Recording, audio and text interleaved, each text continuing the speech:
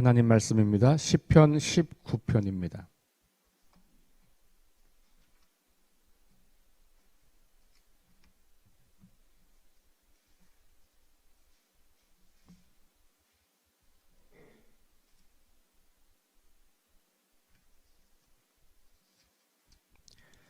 시편 19편 1절부터 6절까지입니다. 다 함께 말씀을 봉독합니다. 하늘이 하나님의 영광을 선포하고 궁창이 그의 손으로 하신 일을 나타내는도다. 날은 날에게 말하고 밤은 밤에게 지식을 전하니 언어도 없고 말씀도 없으며 들리는 소리도 없으나 그의 소리가 온 땅에 통하고 그의 말씀이 세상 끝까지 이르도다. 하나님이 해를 위하여 하늘에 장막을 베푸셨도다. 해는 그의 신방에서 나오는 신랑과 같고 그의 길을 달리기 기뻐하는 장사 같아서 하늘 이 끝에서 나와서 하늘 저 끝까지 운행하며 그의 열기에서 피할 자가 없도다. 아멘. 시편에 나오는 대표적인 찬양시, 특별히 창조 세계가 하나님을 찬양한다라고 하는 그 시편들이 나오는데, 그 중에 오늘 19편 1절부터 6절까지가 그렇게 자연 만물, 특별히 하늘과 땅과 해와 이런 것들이 하나님을 찬양한다, 이렇게 노래하고 있는 시편들입니다. 시편 19편의 후반부 7절부터 보면은 율법에 대한 찬양이 등장해요. 하나님 말씀, 율법. 그 율법이 우리를 소성케 하고 지혜롭게 한다. 그러면서 여호와를 경외하는 삶에 대해서 이야기를 합니다. 그 말씀과 율법을 따라서 살아가는 하나님을 경외하는 삶에 대해서 노래해요. 그러니까 전혀 다른 맥락처럼 보이죠. 자연 만물이 하나님을 찬양하는 것과 그 다음에 우리 인간들이 하나님 말씀을 따라서 하나님을 경외하며 사는 것. 그런데 이 두 가지가 하나의 시편으로 이렇게 구성되어 있는 거예요. 그래서 이것은 원래 다른 것을 하나로 묶은 거다라는 이야기를 많이 하지요. 그러면 하나로 묶었다면 묶은 이유가 있겠죠. 이 전혀 어울리지 않는 것 같은 이 두 별개의 시 같은 이 시 내용이 전혀 다른 이 두 시를 하나로 묶은 그 이유는 무엇일까? 어떻게 이걸 묶을 수 있을까? 이렇게 고민해 볼 수 있겠죠. 그걸 좀 답을 찾아가 보자면 자연 만물이 하나님을 찬양하는 것과 인간이 하나님의 뜻대로 사는 것 안에 공통점이 있다는 거예요. 자연 만물이 하나님을 찬양하는 것은 자연이 할 수 있는 최고의 하나님 경외라는 것이죠. 피조물로서 우리를 만드신, 자신들을 만드신 하나님을 찬양하고 그 하나님을 경배하는 것, 그리고 그 하나님의 운행하심에 자기들의 모습을 내어 맡기는 것이 자연 만물이 할 수 있는 하나님을 찬양하고 예배하는 것이라면, 인간들은 그렇게 하나님을 찬양하고 예배하는 자연들을 바라보면서 하나님을 경외하고 그 하나님께서 우리에게 말씀으로 들려주신 그 음성을 따라서 하나님의 뜻을 따라 살아가는 인생이어야 하겠다. 결국은 하나님을 찬양하는 방식에서 차이가 있지만 자연 만물이나 인간은 다 창조주 하나님을 찬양하고 그분께 영광을 돌리고 그분 앞에 예배하는 삶을 사는 것이 아니겠는가. 그렇게 연결을 해 볼 수 있을 것 같습니다. 자, 오늘 말씀으로 돌아오면 1절부터 6절까지 말씀에 이게 시적인 언어이기 때문에 다소 이렇게 직관적으로 이해하기는 좀 쉽진 않지만 이것의 의미는 1절은 하늘이, 그 다음에 궁창이 이렇게 나와 있어요. 궁창이라는 말이 지금 쓰이지 않는 말이지만 창세기에 보면 하나님께서 창조하실 때 궁창이라고 하는 단어를 써서 하늘을 두 가지로 나누게 되죠. 그래서 궁창 위의 하늘과 궁창 아래 이렇게 표현을 하고 있는데, 고대 세계 이 사람들은 우리가 지금 바라보는 하늘이 어떤 투명한 막처럼 생겼다고 생각을 한 거예요. 그 투명한 막이 있고 그 위에가 있고 그 아래가 있다. 이렇게 이제 본 거죠. 그러니까 이 궁창 위의 하늘은 신들의 영역이고 궁창 아래의 하늘은 과 공간은 인간들의 영역이고 땅 밑은 죽은 자들의 영역이고 뭐 이렇게 이제 세상을 보았던 것이죠. 그런 그 당시 사람들의 세계관과 어떤 생각이 반영이 되어 있는 어휘라고 보시면 될 것 같아요. 어쨌든 둘 다 하늘, 우리가 지금 말하는 하늘이라고 하는 단어로 설명을 할 수 있을 것 같습니다. 그러니까 이 하늘도 하나님이 만드신 피조물이어서 그 하늘이 하나님의 영광을 선포한다. 그러니까 하늘이 사람은 아닌데 사람처럼 하나님의 영광을 선포한다. 그 다음에 궁창이 그의 손으로 하신 일을 나타낸다. 이렇게 이야기를 하면서 이거 우리 사람이 아닌 것을 사람처럼 표현하고 있는 것이죠. 그러니까 이 자연, 사람들이 볼 때 저 광활한 하늘과 그 높은 하늘이 결국은 하나님을 찬양하고 하나님의 창조의 일을 드러내고 있다라고 말하고 있는 겁니다. 바울이 로마서에서 이렇게 말한 적이 있잖아요.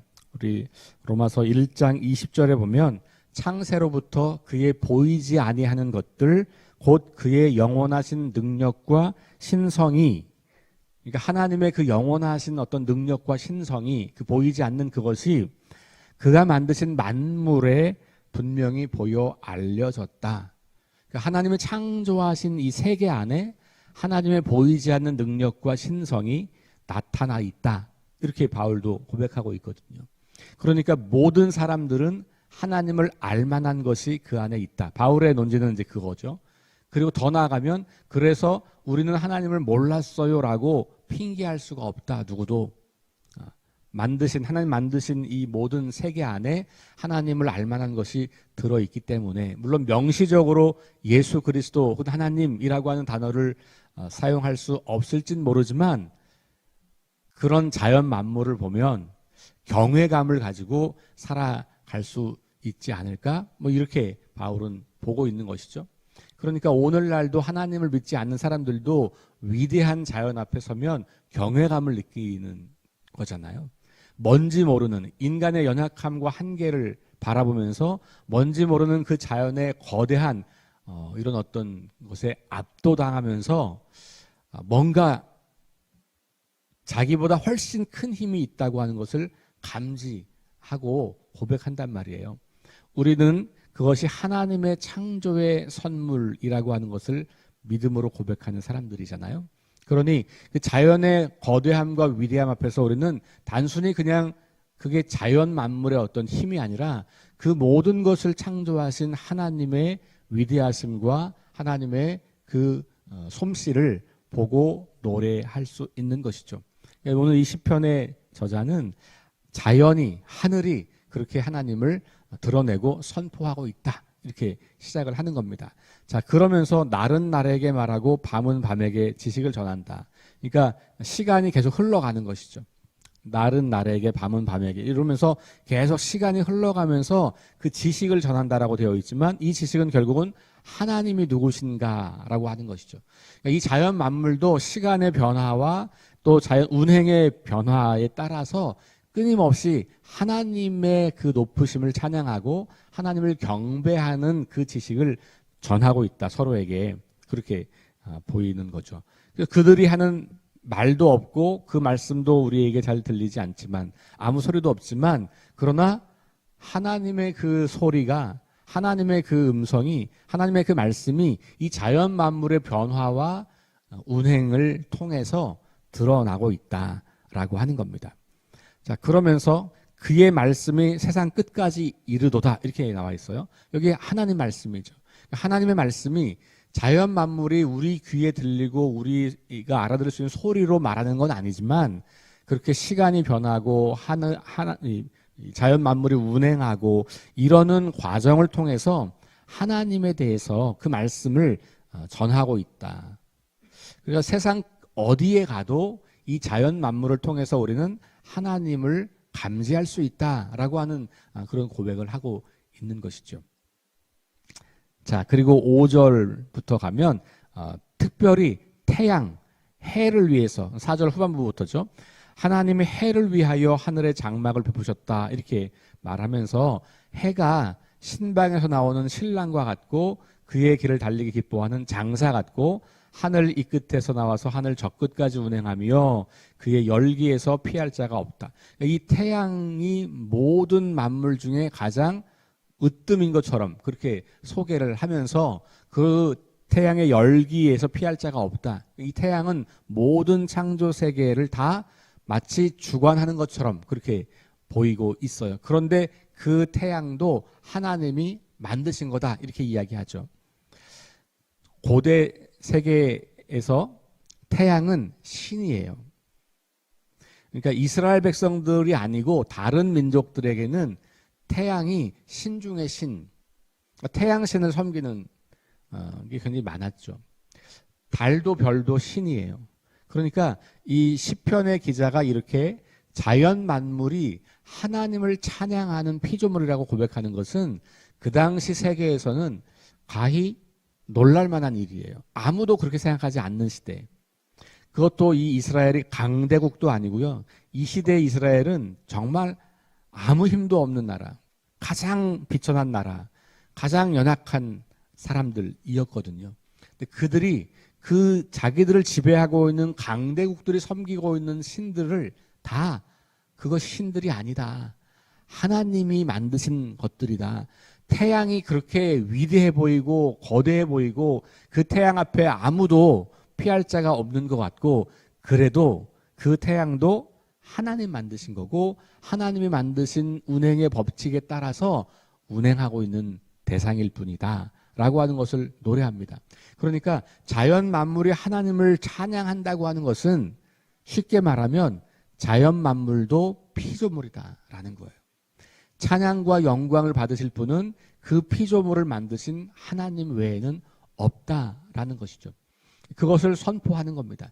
그리고 나서 7절 이하에 여호와의 율법은 완전하여 그러면서 그 율법에 대한 이야기들이 나오고 그 율법을 따라 사는 삶에 대해서 이야기하는 거죠. 자, 지난 주일로 돌아가면 인간은 하나님의 형상대로 지음받은 존재. 그래서 하나님을 대리하여 이 세상에 있는 모든 창조물들을 다스리고 돌보고 관리하는 그런 책임으로 우리가 이 땅에 존재한다라는 말씀을 드렸습니다.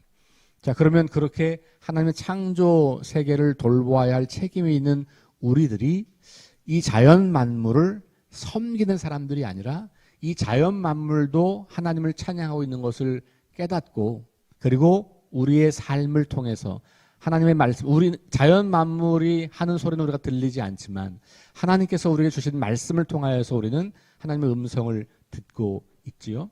그러면 그 음성을 따라 살아가면서 이 온 우주 만물과 세상을 만드신 그 하나님을 찬양할 뿐만 아니라 그 하나님이 만드시고 운행하시는 이 세상을 잘 돌보고 다스리고 관리하는 그 사명을 잘 감당함으로써 하나님을 경외하는 삶을 살아가는 그런 삶을 우리가 결단할 수 있는 것이죠.